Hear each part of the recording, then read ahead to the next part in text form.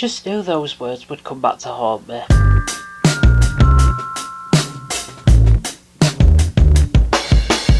Since I can't promise this introduction will serve as a definitive history of Gorillaz, which you can already find covered in great detail elsewhere, I'll try offering something a bit more unique.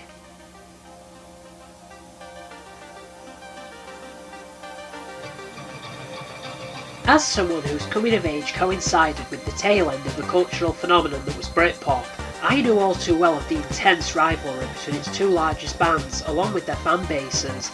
In the red corner, you had the working class heroes of Oasis, who took their quest to be my generation's equivalent to the Beatles also seriously, even though the anthology series had recently come and gone to show they were cribbing all the style without even a fraction of the same groundbreaking substance.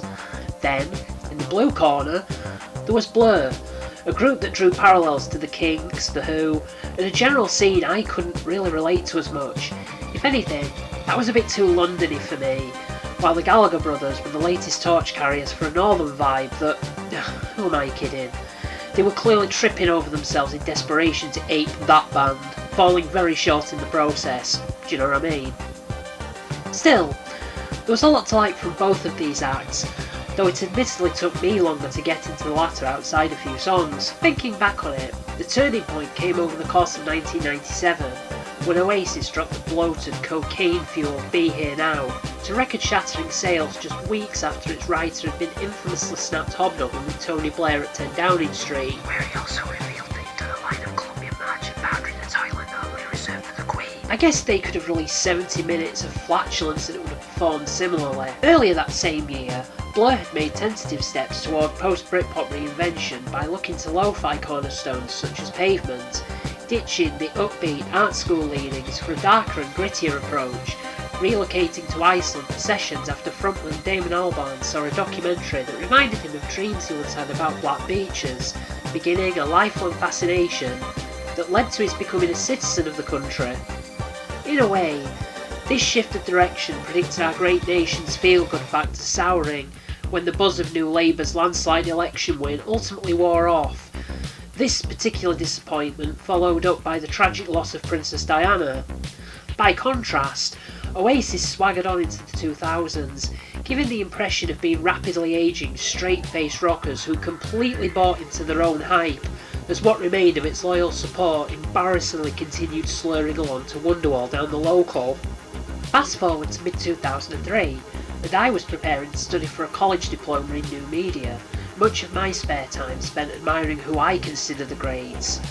This could become a video all of its own, but I love the work of Henry Moore, Ellis Lowry, and various graffiti artists. The well done stuff, mind, not your average basic ass tack that any half-wit could pull off. Around this period, one of my obsessions crossed over with another when Banksy, yes, that Banksy, did the artwork for Blur's 7th album Think Tank, which just so happened to be the name of a killer club in Leeds, though you were more likely to find me at the Met Bar or Dry Dock. Beyond superstar producers Fatboy Slim and William Orbit, perhaps the biggest influence on that LP, partly made in Marrakesh, was Albarn releasing a side project under the title of Mali Music, showcasing native talent as part of a visit for Oxfam, where he saw how nature was finding unique ways to overcome the very man-made problem of large-scale fly tipping. See where I'm going with this yet? Now, the irony is that Gorillaz would have been a much more appropriate title for a certain bunch of knuckle-dragging Neanderthals, and it's possible Damon Albarn cooked up that particular name with flatmate Jamie Tank Girl Hewlett as a reference to his one-time nemesis. Whatever the case, this virtual band had cemented its place at the cost of Blur having a concrete future, give or take a handful of low-key and inconsequential reunions. On top of that, the voice behind 2D had indulged in a frankly dazzling array of ventures, including Rocket Juice and The Moon, a one-off supergroup consisting of himself, Red Hot Chili Peppers bassist Flea, and legendary Afrobeat drummer Tony Allen, who also appeared as a member of The Good, The Bad and The Queen, as did Paul Simonon, formerly with The Clash. After helping to form the Africa Express initiative, which stemmed out of frustrations at the whitewashed lineups for the Live 8 series of concerts, even after these were revised to address such issues, Albarn and Hewlett teamed up again on Monkey, a stage adaptation of Journey to the West, introducing a Chinese element to their already diverse palette. All the pieces were in place, and like rubbish drifting on the tide, these pieces coalesced into something originally discussed as being entitled Carousel, a multimedia celebration of British mysticism not unlike Quadrophenia in its execution. Before long, this grew into something far more universal, tied back to the matter of pollution thanks to an attempt at making a field recording of seagulls at a landfill on the outskirts of London. With this came a new proposal. Tired of gorillas in its present form, what if this could serve as a vehicle to get a wide range of artists to join forces and sing about waste plastic, taking visual shape in a literal island of trash symbolic of our environmentally destructive capacity? Well, the invites came thick and fast. Griff Rhys of Super Furry Animals, Bobby Womack, Mos Def. Not all the features worked though. For every Lou Reed, managing to integrate seamlessly and sound kinda like an older album, 2D, you have Snoop Dogg, who, well, it's just Snoop being Snoop, and that threatens to take you out of the whole concept. As for what could have been, Tom Waits and John Lydon turned down their offers, as did Engelbert Humperdinck's manager. For a while, it looked as if Barry Gibb would be recording something for the resulting album as well, though he apparently never showed up at the studio. Right out of the gate, the Sinfonia Viva sets the scene for something truly epic with a minute-long orchestral intro called precisely that. Then comes a brass fanfare and the aforementioned Snoop on the similarly introductory Welcome to the World of the Plastic Beach, which I can't even say without hearing that flow, or the G-Funk-worthy main riff. Honestly, it's like they're trying to hook me in. Synths, more brass, and even some vocoder for good measure. I'm supposed to resist this? Even after the track has completely faded, Snoop is still there, rocking in the bubble bath and repeating that title like a mantra. Next up, the National Orchestra for Arabic Music lulls us into a false sense of security on White Flag, which surrenders about a minute in when Bashi and Kano arrive to fly the grime flag over an infectious electronic backing, including some of the dirtiest interjections you could hope to ask for. Mad respect to both guests for apparently fighting colds while they were recording this, although the verse vocals are uncannily reminiscent of Digi Valentine, and there's a name check I never thought I'd be making. Finally, Rhinestone Eyes brings a lyric that's the most tied in to the overall theme so far, and I totally adore those muted yet uplifting rhymes from 2D. It's a shame we never got the complete video for this one, as it was intended as a single then pulled at the 11th hour. Speaking of videos, it's hard to separate Stylo from such strong imagery as that scene, well, right here. I don't care whether it's a lead or just a pad, that synth in the verses hits in all the right places for me, as does the bass line. Oh, and then you get a standout Womack cameo much later on, tipping this over the edge into killer cut territory. Better yet, there's still a good third left to soak this one up, which I guarantee you'll do every bloody time. To say he's credited as a co-writer, Mos Def seems relatively pushed into the background, though the modesty is appreciated. Who else would think to have De La Soul rapping over a sample-punctuated instrumental 1 second, then cut to a chorus that rattles off further culinary lyrics? If that sounds jarring on paper, it absolutely works in practice. Had Superfast Jellyfish been around a decade earlier, the cast of Jet Set Radio would have been grinding to it, especially when the vocoder returns to repeat the title while you get this treated vocal sounding closer to a steel drum. I've been reliably informed this next track, Empire Ants, is some god tier masterpiece. To start off, I'd definitely call it a chilled slice of the closest we'll probably get to Exotica, but I'm failing to see the appeal. Sorry, Albarn's done this kind of thing infinitely better elsewhere, like with Sunset Coming On or Pyongyang. And then comes the curveball of a freaking lifetime. Floating into earshot as strings and synthwave collide in perfect harmony, the Little Dragon crew elevate the second half of this to exactly what had been promised and then some. No, it doesn't scream for your attention. Does everything need to? A thing of understated beauty. I knew it was too much for me to expect that mood to be retained over the following song. Glitter Freeze starts off with a jarring spoken word bit courtesy of the Fall mastermind Mark E. Smith, then just keeps on bombarding me as the most obnoxious keyboard work fights over an electro-glam strut, collapsing into a brief speech before picking back up again. This might have worked pretty much anywhere else, but now I'm just annoyed.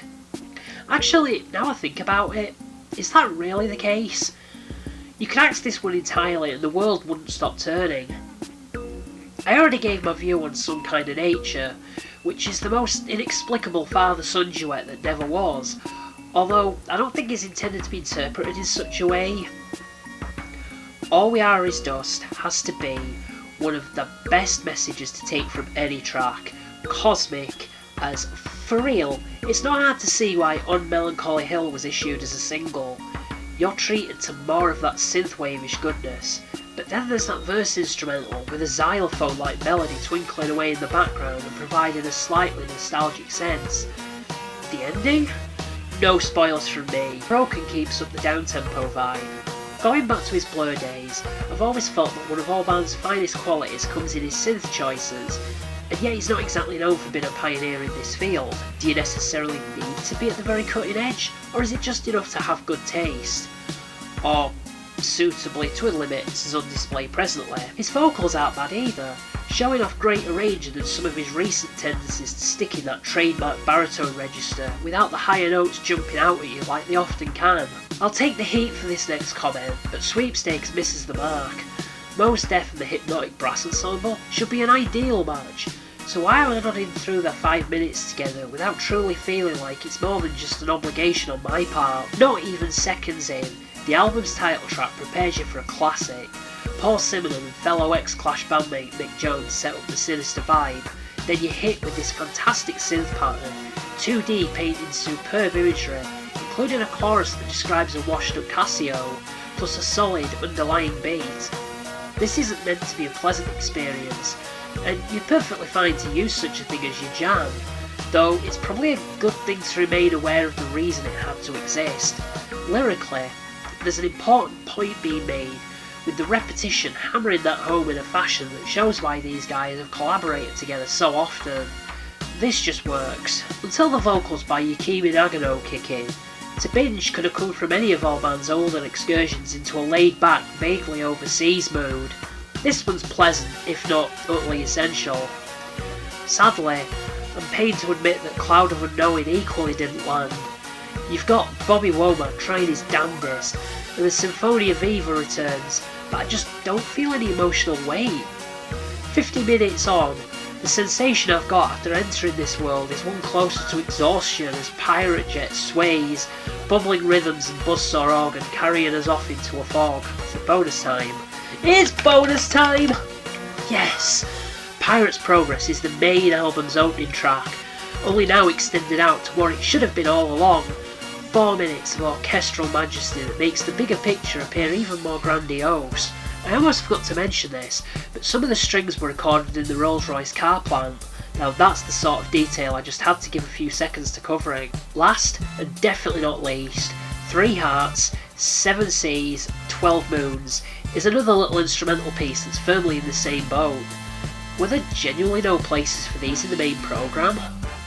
From here, Gorillaz embarked on the Escape to Plastic Beach tour, recording a further album, The Fall, on the US leg. However, this group went off the radar for a while, allowing the Real World 2D to keep himself busy in other ways, first issuing Kinshasa 1-2 as part of DRC Music via Warp, again coming out of work done in Africa with Oxfam. Then 2014 brought his first solo LP, Everyday Robots. Where most would be left burned out from such a prolific run, the ever-busy Albarn helped reunite Blur, stuck in Hong Kong for several days while a planned festival appearance was cancelled at the last minute. Instead of merely sightseeing, the band entered a small studio and laid down several ideas that were later shaped into a comeback effort, The Magic Whip, featuring lyrics that referenced a visit to North Korea. Still not done, Gorillaz bounced back into action for Humans, the Now Now and the Song Machine project I'd reviewed earlier, but perhaps most interesting of all is the possibility of a follow-up to Plastic Beach, described as necessary because of not just how many songs existed to make this a reality.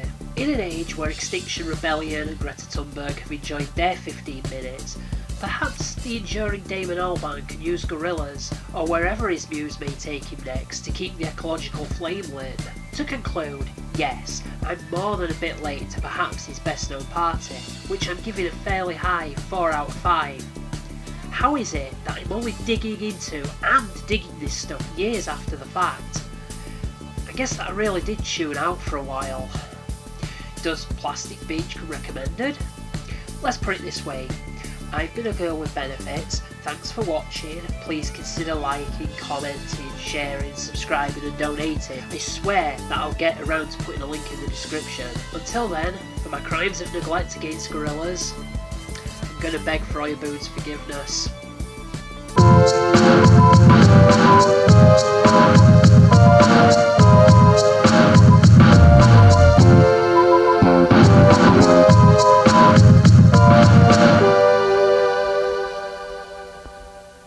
Go away, go away. Shut up. Shut up. What are you doing here?